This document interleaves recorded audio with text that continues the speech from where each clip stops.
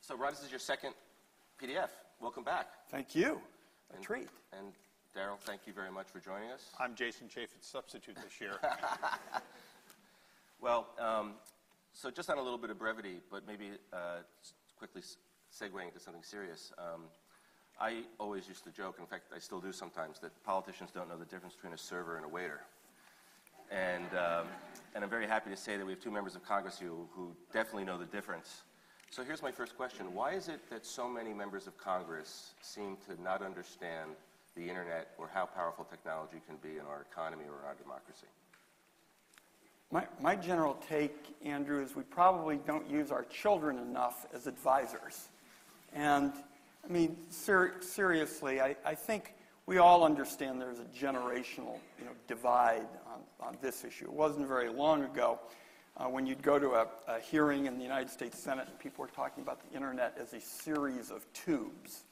That is no longer. And to me, what we saw just a few months ago was a big triumph that will change the way policy is made forever. In effect, what you saw was citizen-driven networks beating the middlemen.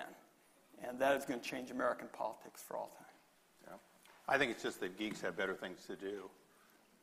The fact is the pathway to Congress or other elected office usually doesn't lead through tech activities.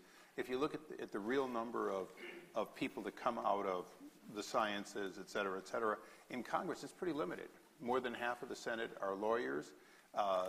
Slightly less than half of the House are lawyers. We have more doctors than we have people who have ever started a business in both houses. That's the nature of it. So that's half of our problem, and then I think Ron said it very well.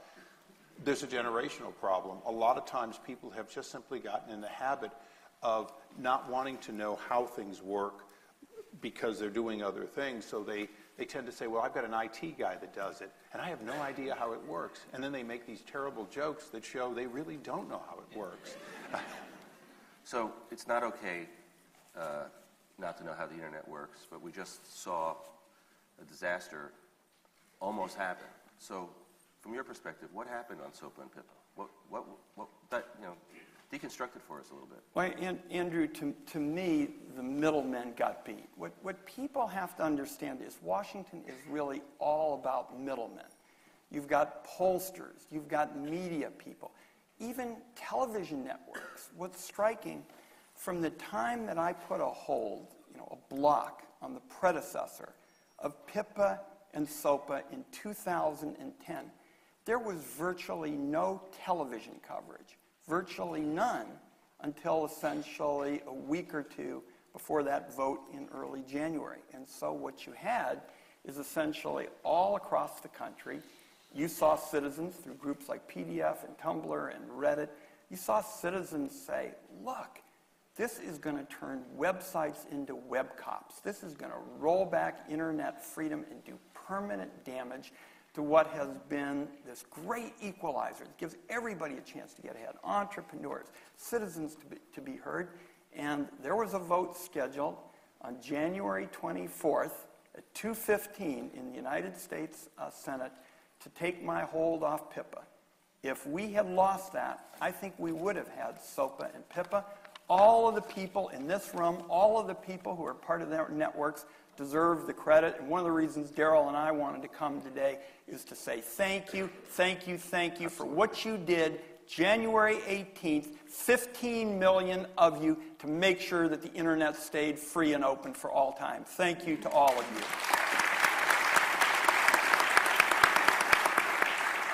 So Darrell, and following up on Ron, the fact is you only have to look a few years back in history.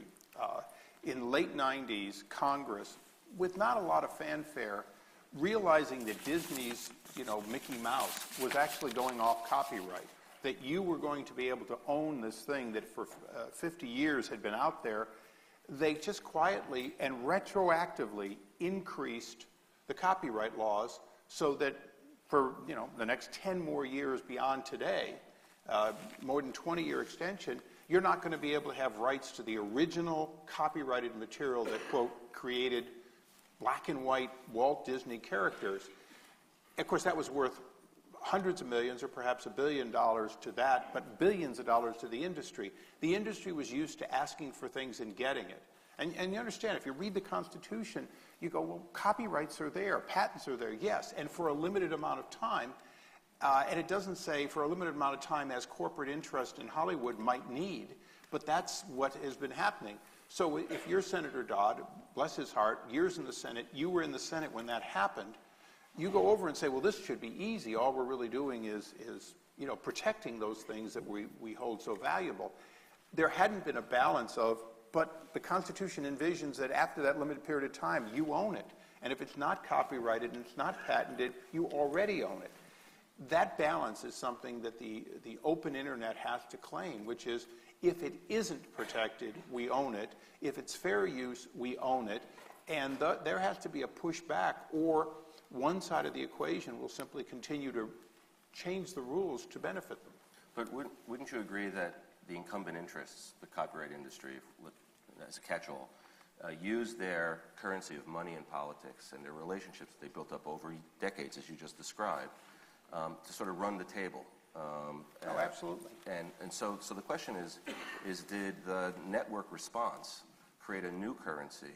And how, and since those incumbent interests are still very well supplied, how can this community, the network community, continue to protect the internet when they're so outgunned by, one, lack of understanding of the technology and its potential, and two, the financial backing of the opposition? Well, people observe the stock market going up slowly, typically. But it goes up because of greed. It goes up because, in fact, people are investing. They think it's going to go up, so they invest. But it never goes up as fast as it goes down. Why does it go down? Fear. The fact is that greed, if you will, years of political contribution, years of going over to look at free movies over at the Motion Picture Association, those relationships that were built up, that was an assumption that there were good things that happened if you went with what they wanted. The internet community created a fear that the voters would realize that you were not looking at their interest as much as you were looking at one side's interest. So how do we repeat it? Make sure that that machine is always available when needed, and that people understand, because it is periodically exercised on issues, so they understand that people are watching. Because I believe that fear of being exposed as not caring about your 700 and some thousand voters as a congressman or a whole state as a senator is very powerful, and no member wants to be thought of as, quote, not caring about his constituency. Andrew, my sense is that every single elected official now, when you put a microphone in front of them, is going to say, I am for an open and free internet. At the same time, they will sign on to a bunch of these bills, whether it's CISPA, or they'll support ACTA, or they'll support TPP, the Trans-Pacific Partnership, where Darrell is at least trying to get the word out to people about the threat in there. If this TPP is written badly, what could happen is all the wins that the people in this room have put together for internet freedom over the last few years, the Section 230 of the Communications Decency Act, the wins we've won here in the United States could be unraveled as part of the Trans-Pacific Partnership Agreement. So you have these politicians who say that they're for an open and free internet, and they sign on to all of these bills. We're seeing it now with cybersecurity. I mean, under the guise of dealing with what is a legitimate threat, we've got this overreaction that could create a cyber-industrial complex if we're not careful. And I think, to follow up on Darrell's point, what we need is a way to measure how we're going to ensure that the voice of networks is protected. And what I hope will happen out of this meeting is that we will start a grassroots drive, really a net roots drive, to create a digital Bill of Rights for this country. A digital Bill of Rights where, in effect, much like our original Bill of Rights, which was for religious assembly, the right to petition, let's make sure that the country sees that we're not saying we have all the answers. Darrell and I, for our alternative to PIPA and SOPA, we crowdsourced that. We didn't say we're going to sit in Washington, D.C.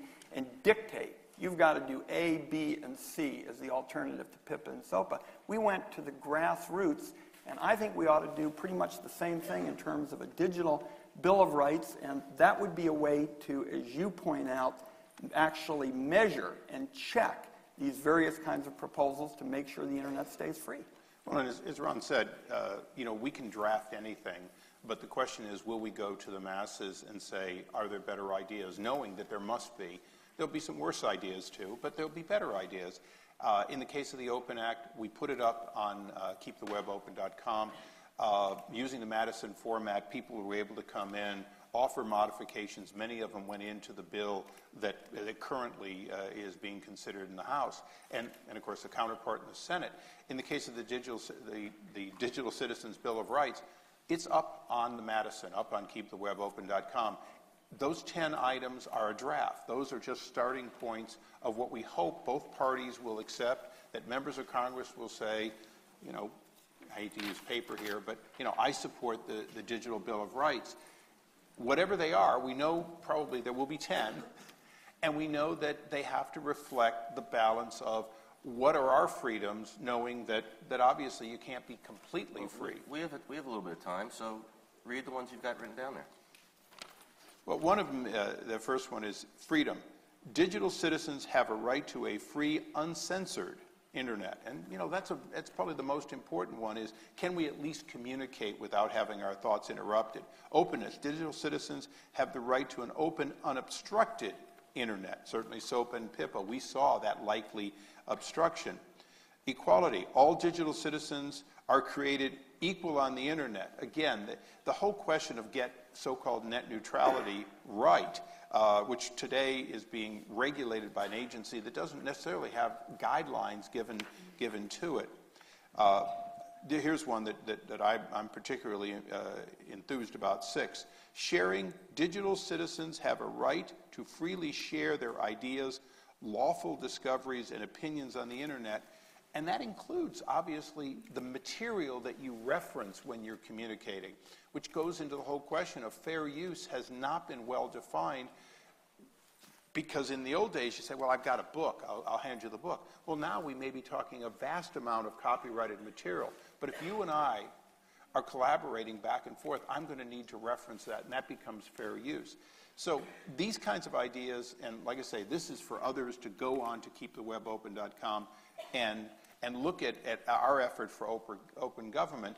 And there's several people here from the foundation. We formed a foundation so that what started off as a congressional activity run out of my committee office is moving to a nonprofit, so that it'll have its own board of governors, so that it not be Ron or my impetus. And also, after he and I are out of office, we want to make sure that this goes on the way so many other nonprofits have been critical to the development of the internet. If not for a few open source minded people, a lot of what we do today we wouldn't be able to do. We'd be looking at specific vendors and their closed formats. So in a previous time I would have said let the history books show, but I'm going to say let Wikipedia show that the Internet Bill of Rights got asked for and declared at Personal Democracy Forum 2012.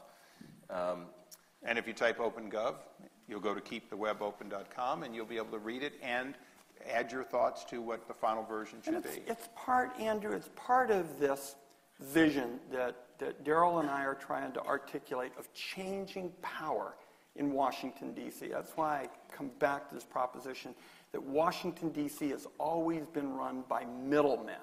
These middlemen tell everybody in the Congress what to think, they poll everybody, then they tell you what to say.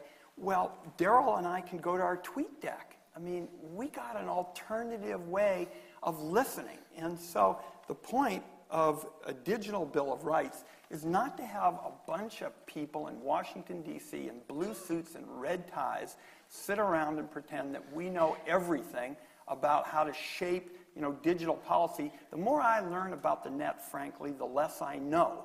But what I do know is to go to people and listen, get a sense of how we empower them. That's why I look at this, and it's almost like today you're starting what amounts to a digital constitutional convention of bringing groups together and saying, let's help shape this. Okay, so Okay, so let's assume it starts to be iterated on by the community and people start, debating some of the language. SOPA and PIPA were a direct assault on the internet. It's very clear and present danger. Here in New York, the New York Tech Meetup put 3,000 people on the street from one email and one tweet because everyone understood what was at stake. Well, the incumbent forces aren't going to be as dumb as they were the last time, thinking they could just run the table. They're now going to get a lot more sophisticated, and they're not going to go after the open internet on a direct assault. They're going to do it with 1,000 little cuts. And that makes for different divide and conquer. There's different coalitions built around different kinds of bills, and we don't have the infrastructure to educate the internet public about what a small cut might mean, because it's just not well articulated, it's not well understood. So, maybe the Bill of Rights can act as a guide or a benchmark to measure, but we should expect, and I'm wondering how you think we should react or how the community should organize itself to protect 1,000 little cuts. I mean, on CISPA, Darrell, from my understanding is you're actually a supporter of CISPA to some degree. I am, because ultimately one of the challenges we have is the NSA, all of our clandestine agencies, they're going to get a lot of information. The question is, are we going to make sure that we know the rules of the road? And a good example is the tools necessary to combat, whether it's China or some other country trying to take down our internet. We pay our intelligence agencies to have that. They're going to get it. They're going to get it from Microsoft. They're going to get it from Norton. They're going to get it from wherever it is. The question is there also a set of rules that they have to collaborate and give it back to industry? Are we in the private sector going to get any benefit from that protection, or is it one way only? My concern is there are some places in which you can't be an oak. You've got to be a bit of a willow. But if you have enough transparency, if you know exactly what the rules are and who's watching, then I think you can find a middle ground. That's a fairly limited, when you look at the Bill of Rights, you can't, you have free speech, but you can't yell fire here and have people run to the doors. My concern about CISPA is if we have no rules, and I was on the Intelligence Committee for a number of years, then the communication will be all one way. Those entities, either voluntarily or involuntarily, will still be sending the information, but it won't be transparent. That doesn't mean that I think the bill is perfect. I don't think we got it perfectly right. My committee only had part of it, the government to government. So we think we got that right, but that's not the part the public's concerned about. They're really concerned about when information is shared by, they call it voluntary, but when shared in a vast way by government, are we giving up our rights and our privacy? And the answer is, I don't know, but I want to make sure that there's transparency as to the process so that people know if it's happening and can object to it. Ron? Andrew, you're right to say that CISPA is being perceived as different than PIPA and SOPA. For example, there are companies that were strongly opposed to PIPA and SOPA that are for CISPA. So what we have to do, and I gave the speech on the floor of the Senate on this issue, outlining some of the kind of key questions. If any of you are having trouble sleeping at night, you can go and see the speech. But the point, really is... They're calling it up right as we speak. Yeah. There's some fundamental, questions at stake. As I say, I am concerned that there are people who are using this cyber threat, which is a legitimate one, in effect to create, I call it a cyber industrial, complex that really plays on people's fears and has a big appetite for private data. So what we have to do is step back and try to strike a balance between dealing with legitimate cyber threats and not use the cybersecurity legislation as a Trojan horse to basically sweep aside, piracy. And I've got about 5 or 6 specific provisions that I'm going to push for in terms of the CISPA bill. For example, I feel very strongly about ensuring that this legislation has a sunset provision. I don't want to put in place something, for all time. So I'm going to hold out strongly for that. I want to make sure that it is very narrowly targeted, so it doesn't, in effect, just be a blank, open-ended opportunity for government to gobble up people's, private data. So I've outlined those specific provisions, and that, in effect, almost takes you to what Darrell and I are talking about in terms of a digital Bill of Rights. If we had a digital Bill of Rights and a proposed piece of legislation comes up with it. PIPA, SOPA, any one of these pieces of legislation. And frankly, I will tell you this morning as we speak, I'm as concerned about this big trade agreement, the Trans-Pacific Partnership proposal, unraveling some of their victories as anything out there. If we had something to measure all of these future proposals against, then we could get the word out to the community. You know, what's striking about what's changed is Darrell and I, especially me, we're old enough to know that in the past, the way you got the word out was essentially through a phone tree. You know, you had a community and somebody heard about a problem, you got on the phone, you called everybody. Well, what we're talking about is building a system with networks and the net roots that in effect creates a kind of signal all the way through the community. This means we got to mobilize and we've got to deal with the following 1, 2, 3, issues, and I think we can get there. So, Darrell, one of the problems in trying to analyze this situation is that it's not really just government controlling the internet or passing laws. It's the fact that the internet is actually controlled by multinational corporations that aren't accountable to anyone. And Andrew, I think that's the thing that people have to know is that you can look at 2 members of Congress and say, boy, if these guys are fighting for me and they can just get to 218 and get to 60, we're okay. And the answer is you're not, because the administration has come to us already and said, well, we've already agreed to certain things we're bound by. But, of course, they didn't come for Senate confirmation. It's not a treaty as we know it. And yet they've already made deals that they're saying will have to be executed. Or at least they bar us from certain laws that would cause certain actions. So unelected people, whether they're corporate America or trade representatives or a working group, can in fact create problems. You know, I think everyone here knows that the communication, assuming you're on your 802.11, that locally available here, without standards, we wouldn't have that. You can't just have pure chaos. You have to have people who come together who say, let's work together to find things that make things work better. The problem is these foreign, U.S. and foreign operations sometimes have an agenda, like the people behind SOPA and PIPA in the copyright business, who get into those and start, if you will, changing how a standard is created or what is acceptable. And that's the reason that we tell you, look, you can't just look at Washington.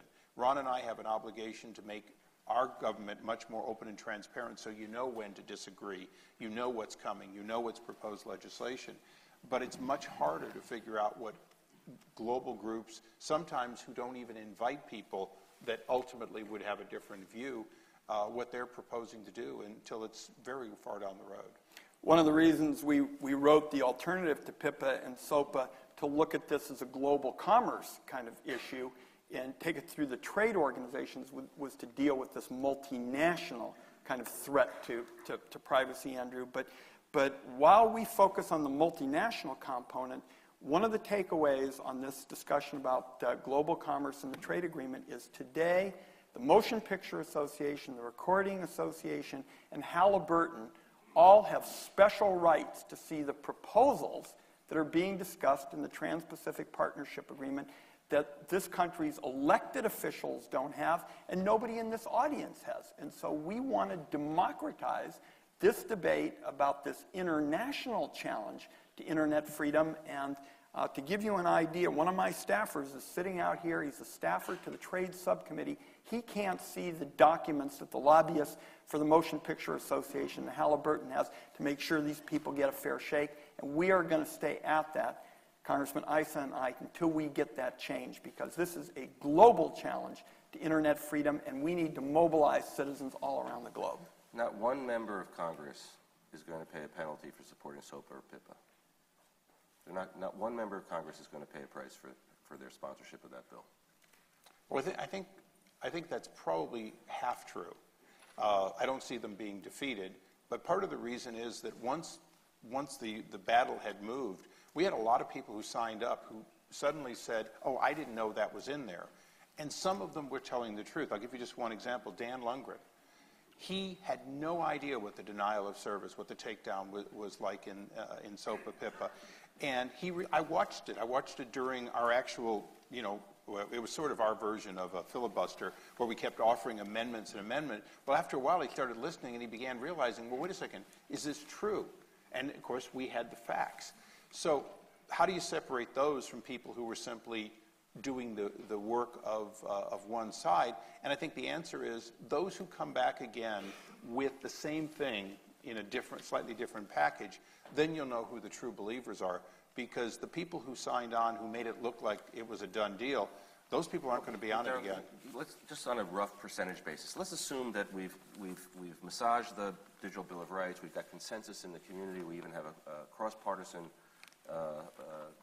cooperation. We call it post-partisan in California. Okay.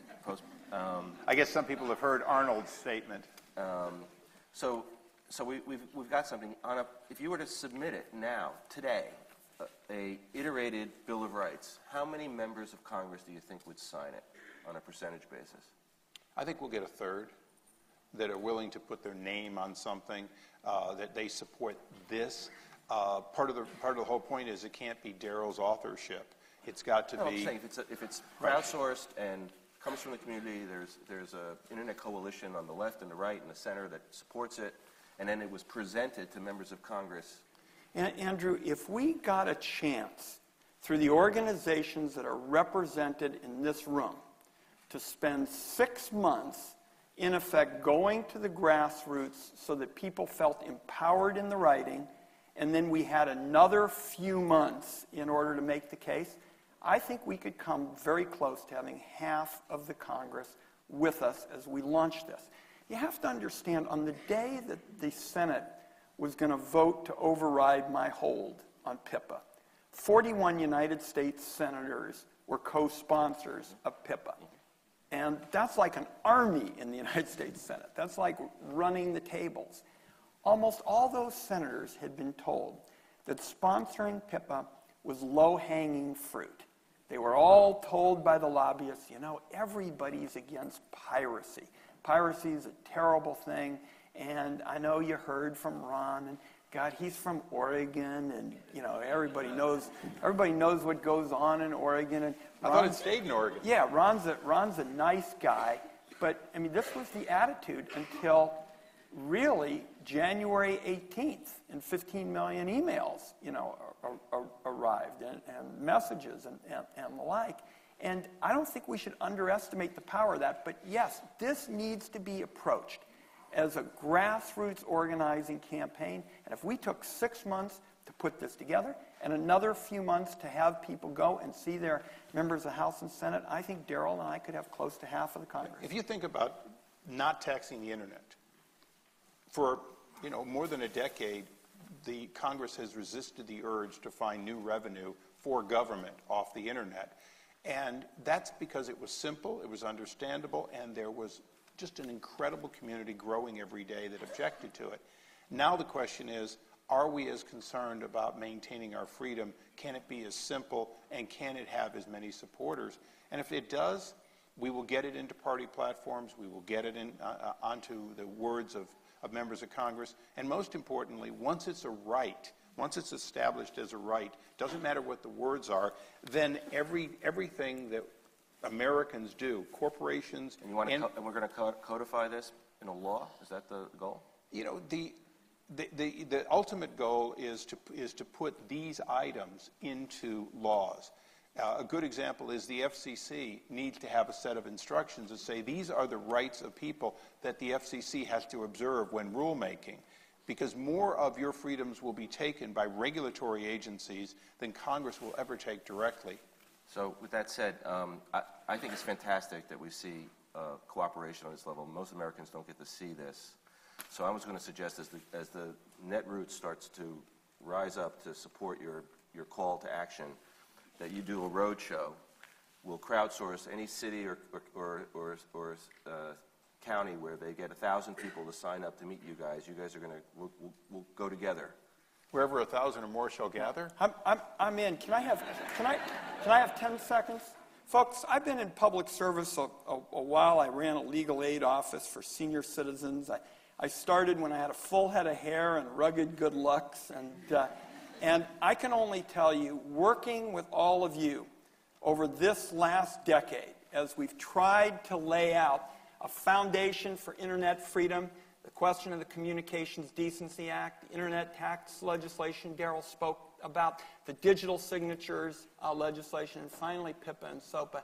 This has been as satisfying a period as I can imagine in terms of public policy, because it's given us a chance to give citizens, at a time when they're so frustrated about government, the chance to take the reins of power back. That's why we're here today. That's what's going to make the next days and the months ahead a real treat. And thank you for having us. Thank you. Fun. Thank you. Thank you very much.